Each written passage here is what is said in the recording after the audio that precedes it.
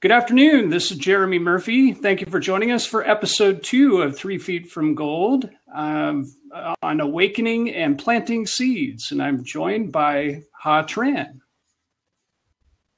Good afternoon and welcome. This is Ha Tran. And to those of you don't know me, my name is Ha Tran. I'm a motivational speaker, a published author, and I am a navigational coach. And I'm Jeremy Murphy. I'm a positivity coach, also a running and health coach. So thanks for joining us.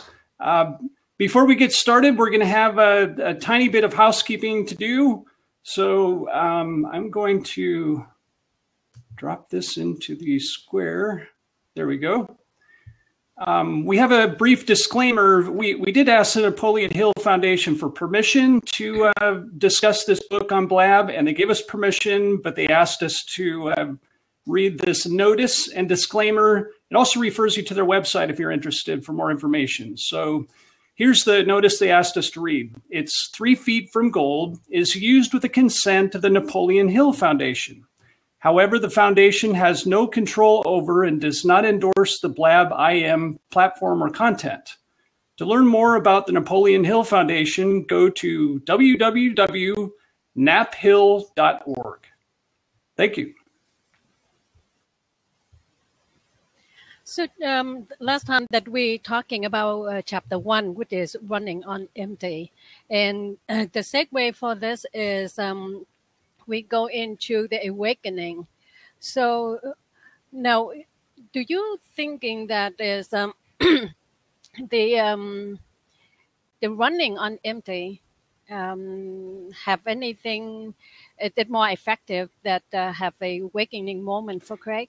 Well, I think the emptiness created a situation where Greg finally realized that maybe he was lacking some awareness of what was really happening in his life. And I think that did lead to the awakening that is spoken of in chapter 2 of the book that we're discussing today. I think that the running empty is just like he is run out of the steam, no purpose. And so lucky for him that he ran into Jonathan Bergman, who have given him a second chance. And I think that the awakening for him was that the kindness, the gesture of Jonathan offered to him. I remember when I read Into the Park that Jonathan invited Craig into his office, and when he handed Craig a book, Think and Grow Rich, and that is the tipping point of everything to me. Right. Because if Jonathan gave him a book and he just look and he thumb through it and he read it and then when Jonathan said that, okay, that is the book that many achiever have read that, and they're using that. It is just like the principle for success that including in those. Very true. And those people include business people, entrepreneurs, athletes, people from all walks of life. And I think it's interesting. I think it's on page 13 that I marked where it appears that the awakening appears to occur to me, where Greg is suddenly talking about what a great gift it is to even meet you, Jonathan Buckland. And that was not really the impression that Greg gave him at the beginning, was it? My impression was go through the book, and especially including the title of the book, because Jonathan is just keep on bringing up the story in the Think and Grow Rich, the story of R.U. Derby, who is stopped 3 feet from goal. Yes. And the lesson is that, don't quit too soon, because you never know that you are just 3 feet away from goal. Right. And that goes back to the famous quote by Napoleon Hill that I was supposed to read at the beginning, but I forgot that was on my list. But the quote Mm-hmm. is, decide to live life to the fullest. You may be 3 feet from gold. And that is from Think and Grow Rich, the Napoleon Hill book that provided the foundation for this book to occur and an inspiration for thousands of other people, as we've been discussing. I know that in the thing that Jonathan very impressed by it, and for myself, I also very impressed by that as well. When Jonathan asking Craig that, what do you think about life? Is that a glass half full or half empty? You remember how he answered that I question? do. He answered it not in the way that Mr. Buckland was expecting, but I think Greg indicated there was a kind of perspective there that had to be that it depended on what happened before that or something. Does that sound right? Yeah, where it Yeah, where starts. you began. I was Yeah, trying to remember the precise words that where it began. Yeah. the authors used, but it was a matter of perspective. It was looking at where you started and there where you are now, and really focusing on the opportunities instead of whatever emptiness or disappointments we've felt in the past. I have my share of have a unkind word talking about Craig at the beginning because I think that he just a a person that your parents will advise you not to hang around with because he seemed to be the person that he didn't treat people right. The people can do nothing for him, mean nothing to him. But then when he answered that questions, made me think that wow, that is the genius of the mind. And then he must be deep down he have the decency of a man, and I'm so very impressed by it. And I'm glad that Jonathan give him a second chance. And when you lose everything, at the point that when talk about running empty, when he lose everything, including almost at the roof on his head, the girlfriend that he in the relationship Right. for 5 years, and when when people are go through life and they just like stroll in the park and they just like in the dreaming, and then suddenly something hit them, and then they just at the root of the Yes, awakening. life happens, and unfortunately, it doesn't always happen the way that we're expecting. And we have to focus more on our not so much on reacting, but on acting and looking forward. Really focusing on our future possibilities, and not so much on maybe what went wrong. Yeah, when people go through life, when they react to life, I don't think that they go too far because you just try to put True. off the fire. But I think that you take the proactive, by doing something, and I think that Craig has a lot of potential into Jonathan's eyes, and then that's why he give him a nudge, just to give him awakening, the place that he just like start to awake. Not that awakening in life, but awakening his own genius. Because when now he just like start to sparkle a lot of good thinking in Right. him. Now, yeah, I remember someone had told me one that said, "When you awakening a man's soul, you can never put it to sleep again." And let me tell you, Jeremy, it's so funny that you're talking about awakening. Let me share with you a part of my life I know too well about the awakening part, because as a maybe about half a decade, a century ago, I was born in a very privileged life. My father was a rice merchant. Life was given to me. I have everything. I was well loved and well pampered. But then when in the wake of the April 3rd of 1975, we lost Hmm. everything. We lost everything. And, and then when start to be a person escape the country with two toddler, and then just what I can carry on my Wow. back. and my husband and I, we made our life through the refugee camp and come to America.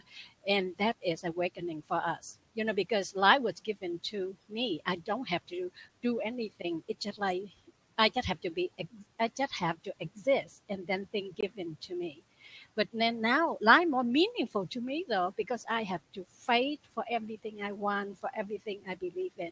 So awakening is not a bad experience to have. Well, and that's a very tough thing to go through, and something that a lot of us can't really fully understand without having gone through it ourselves. But it is very inspirational to see what you've been able to do with being an immigrant from Vietnam and coming to the United States and learning English and getting a good education, and really finding ways to unleash your gifts in powerful, transformative ways to help people. I'm very inspired by what you've done, Ha, and I think I speak for hundreds of other people that I know. Thank you for saying that, because from English as second language to the time I get my bachelor degree, normally people go through the 4 years to get their bachelor degree, right? For me, it took me 10 years. Wow. So I just go around and just with my chest open, and I just very proudly and said I have my PhD at the University of Life. But the school of hard knock, and it's a hard knock life, yes. But again, right, yeah, and that is awakening play a major part in that, because due to that awakening, life to me is I will never again let it happen by accident. I'm go through the planning, just like Craig, his journey, from awakening to the planning, and with the help of Jonathan, his planning is, I think that the smooth sailing.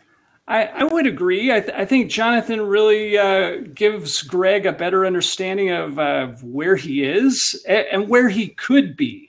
And I think sometimes our vision just gets limited, and we fall into the trap of thinking the past is going to continue to occur and repeat itself. And that doesn't have to be the case. And Jonathan opens Greg's eyes to this and really tells him, look, here's a powerful book that could change your life. Read it. I like the way Jonathan did it too, though, because he unfolded one challenge at a time. Just like the lesson that Craig need to learn, and he just introduced to a different friend of his, somebody with the may I say that with some kind of expertise on specialized on something. And, he very lucky to have Jonathan send him to the right people,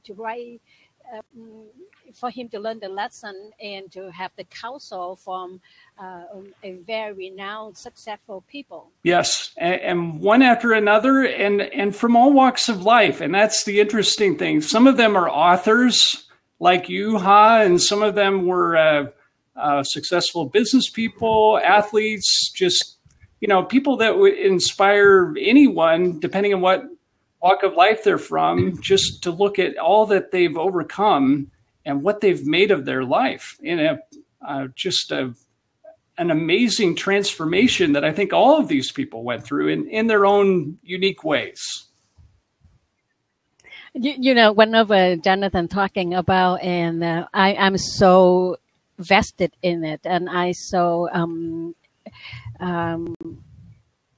at the part of my life when he handed the book to Craig, and then he said, one of my friend who is Charlie Tremendous Jones, and who also said 5 years from now you are exactly the same person you are, except for the book you read and for the people you meet. And and I love that, because it's that is such a profound thought in the to talking about a person, because you and I, we are a sum of our knowledge and experience through the book we read, and the experience you're engaging with other different people in different walk of life. I do. I think we forget how powerful books can be, but we also forget how powerful people can be. Sometimes, you have that one person that gives you a wonderful creative idea or says, maybe you shouldn't pursue this career path. Maybe you should go do something else that's a better use of your talents. There are, turning points like that in life that I think are similar to the tipping point that you talked about. I guess I tend to say turning point more, but I think that really has a lot of significance and meaning and truth to it. I firmly believe that. I've seen it in my life, and I've seen it in the lives of many others.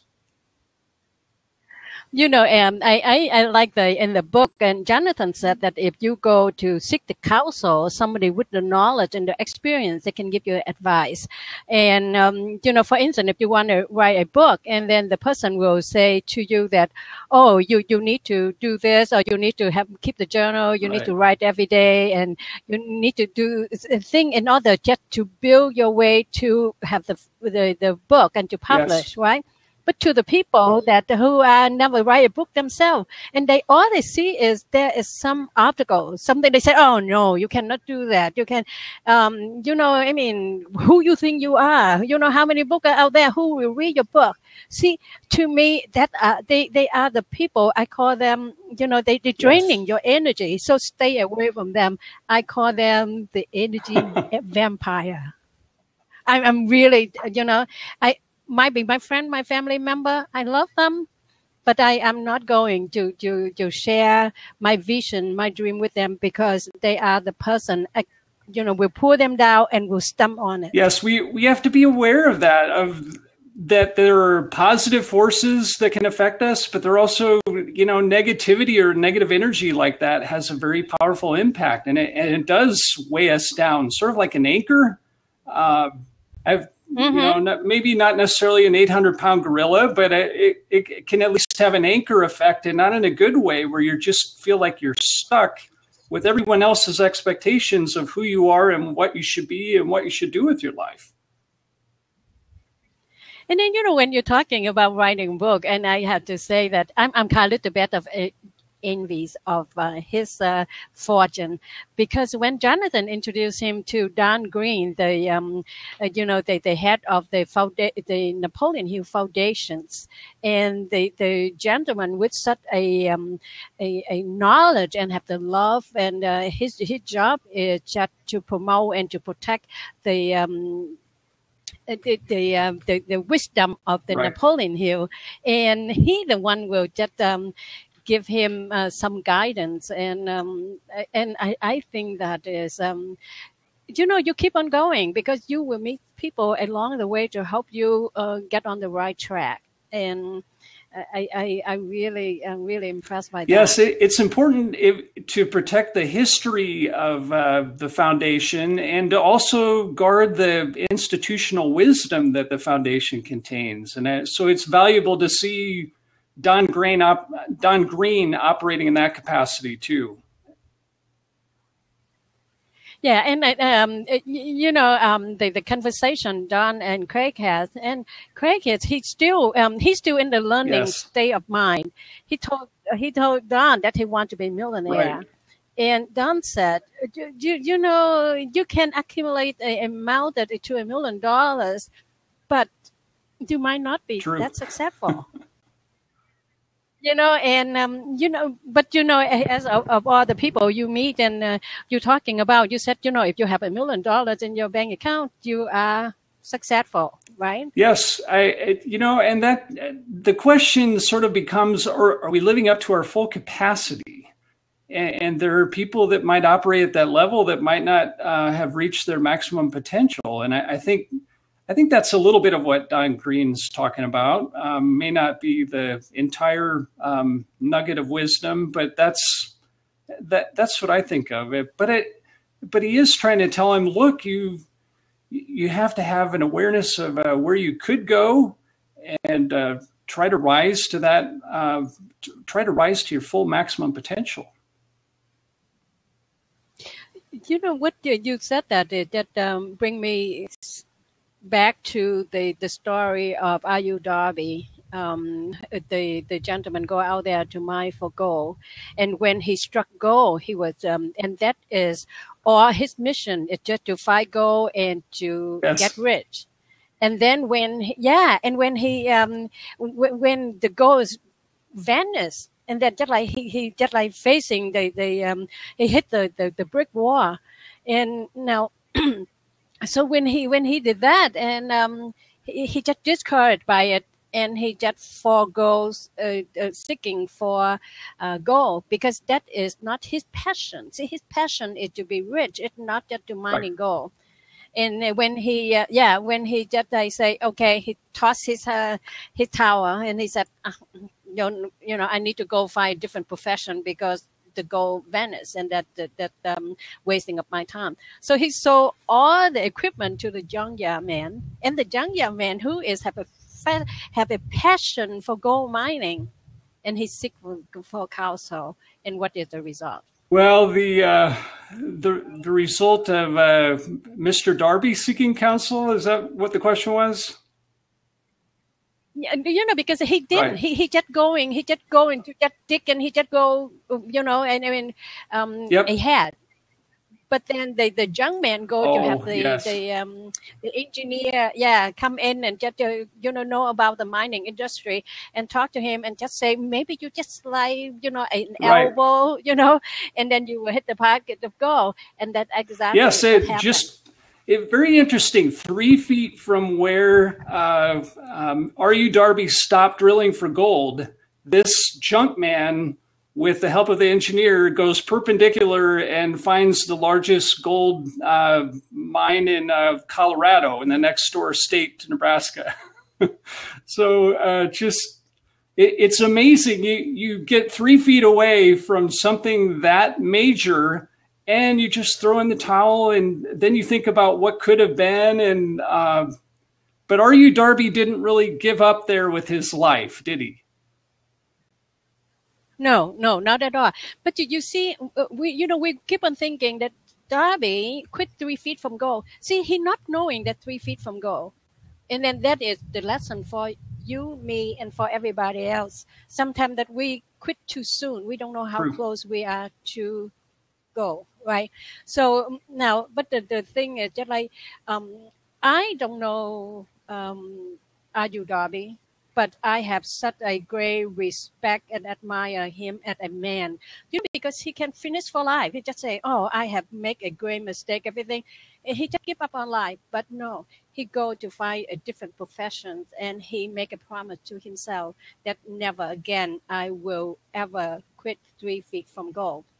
And and the thing so noble about it, he go out there to share the story with all the people, including us, because the lesson is loud and clear that whatever that you is, you need to commit yourself to it. You need to have the stickability to stay on course, because you just cannot live 3 feet away from goal, because you never know. Yes, and you can find success even if you fail at one thing. You can find success in something else, and Darby is an excellent example of that.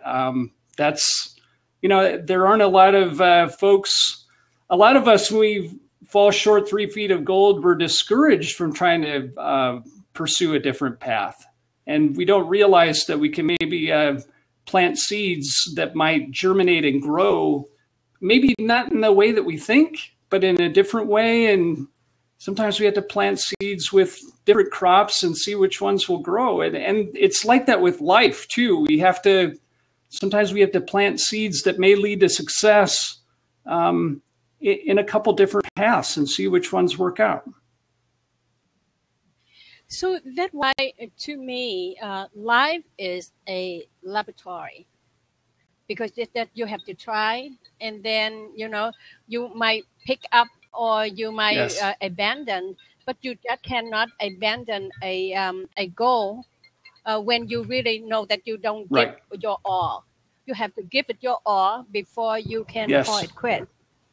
Yes, and if you haven't given your all, then you need to step it up to that level before at least pausing. I wouldn't say, it's probably better for us to take breaks and then take another run at it. If we're that close, if we're 3 feet away, it's okay to take a break, but we need to take another run at it after that. And sometimes it's that second effort, that last burst of energy that takes us to the successful place where we're trying to achieve something, or successful pursuit that we're trying to fulfill in our lives. I agree on that. Rest if you must, because we know our own limitation, our own ability. If we are go on the journey, if we're tired, we need to rest. Then rest, but then you have to pick up your journey, because if you stop, you quit, then you never reach that destination, your intended destination. Yes, and the intended destination may not be the same as the final destination, but it is a powerful shift to look at life differently and see it as more of a journey and less of a destination. Do you agree? Yes, I agree that wholeheartedly, Jeremy. But that's why when I first met you, and I just say, okay, Jeremy, if you need a, people talk about the accountability partner, and I said, I would like to be your peak performance partner, because you are a big boy. I'm not your mother. I'm not just saying to be sure that you clean up your room and you make your bed. No, because that is the accountability partner, to be sure that you are doing that.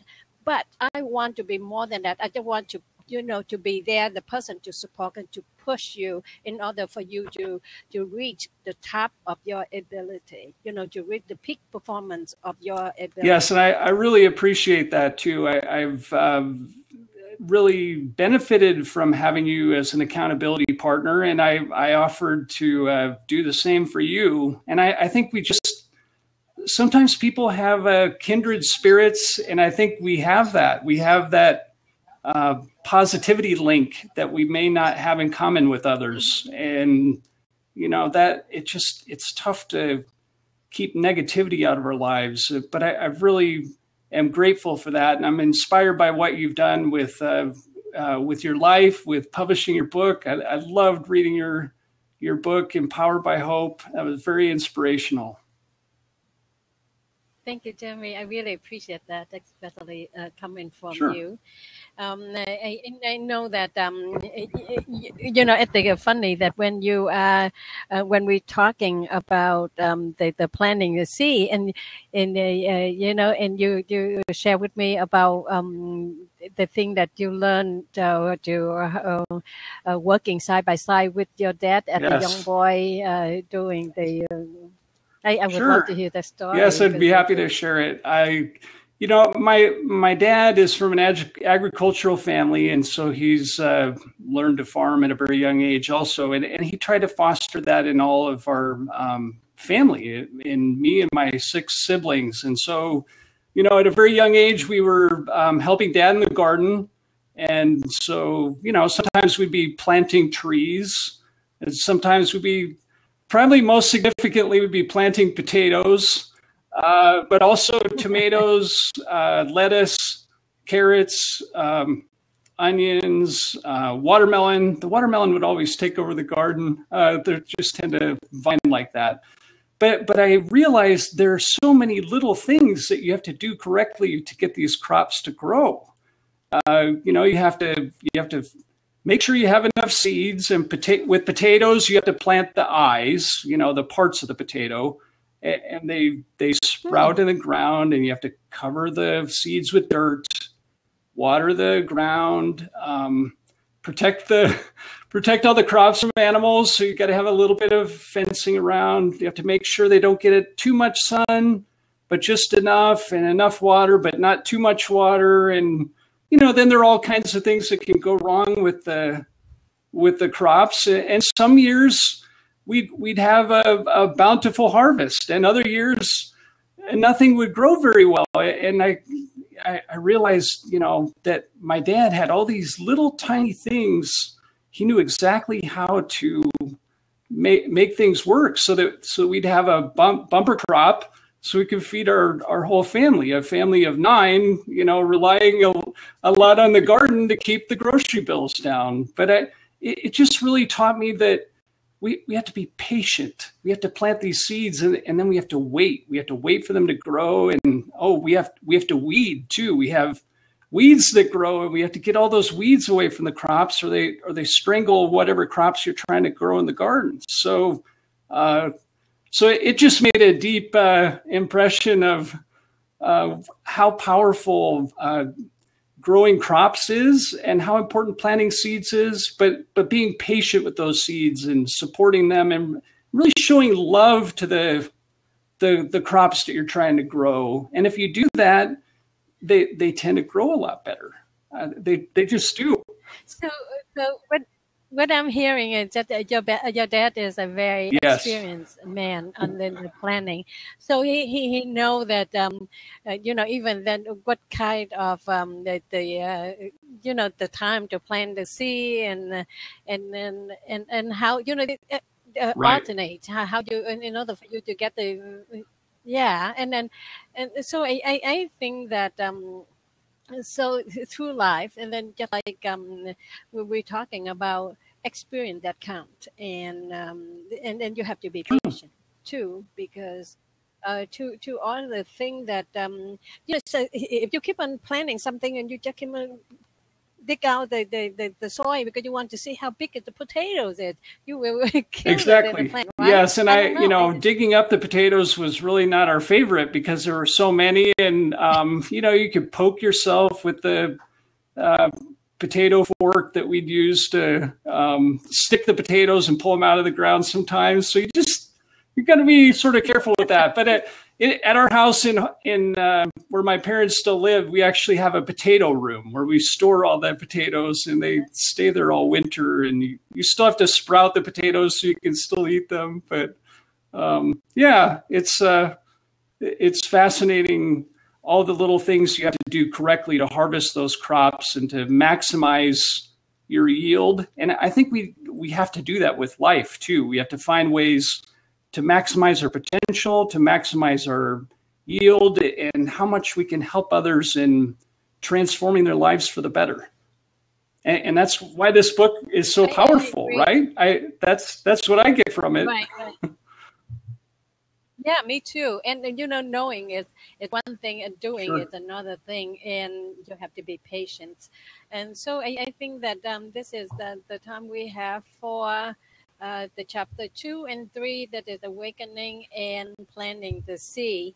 And just when you're talking about planting, you have to talking about cultivate the soil, and you need to do the planting, water, seeing, weeding, and all the stuff. And so just like in life, when we go through life, in order for us to harvest something great, something good, we have to put our effort in it and to do it accordingly. And perhaps at first we are experiment, but when we have experience and we know exactly what to do. So when we know what to do, when we can try exactly.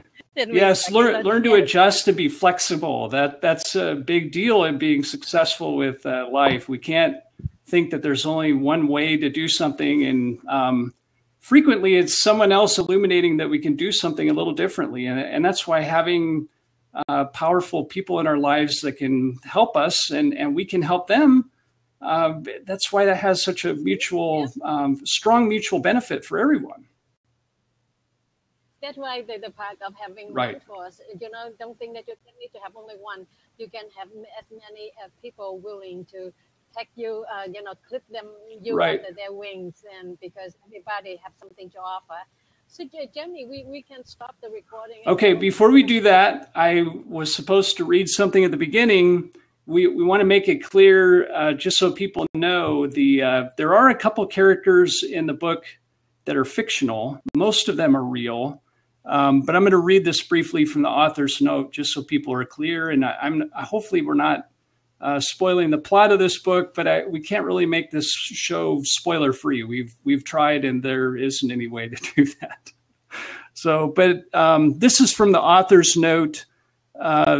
They say some license has been taken to craft a compelling narrative, except for the characters of Mia, David, and Jonathan Buckland. All the people in the book are real, and it was our privilege to speak with them firsthand. So that would include people like Charlie Tremendous Jones that you mentioned earlier, huh? Their stories of courage and achievement are true. The life lessons they offer are genuine. We frame our story with words of Napoleon Hill himself wrote at the beginning of the 20th century. And those words are as powerful today as when they were first written, as you'll discover for yourself when you read 3 Feet from Gold. And again, that quote by Napoleon Hill, decide to live life to the fullest. You may be 3 feet from gold. Yay. Okay. Thank you, everyone. Thank you.